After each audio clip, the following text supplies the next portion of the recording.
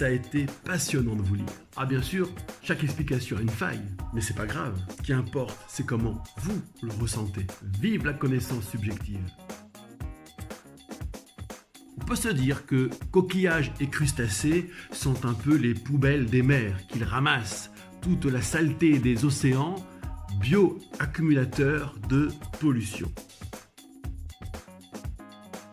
On peut aussi voir que certains sont des prédateurs, par exemple le homard, nécrophage, les premiers à se repaître du cadavre humain en décomposition.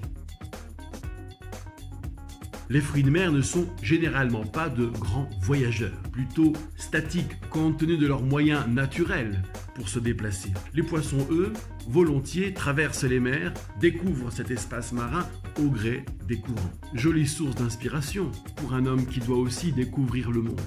À la vérité, toutes les lois du manger cachère ont une part d'inexplicable. Chok, c'est la catégorie des commandements que la raison ne peut pas exprimer. Mais l'identité vient se fixer sur ces commandements, tout comme nos goûts personnels. Parce que c'est interdit, je n'en mange pas et donc je n'aime pas ça. Mais la distinction entre ce qui est possible de manger et interdit de manger, elle peut faire sens. C'est-à-dire qu'on ne s'approprie pas le monde, on ne le mange pas comme on veut, de manière totalement anarchique. Cet accès au monde régulé, c'est déjà un premier pas de la nature vers la culture.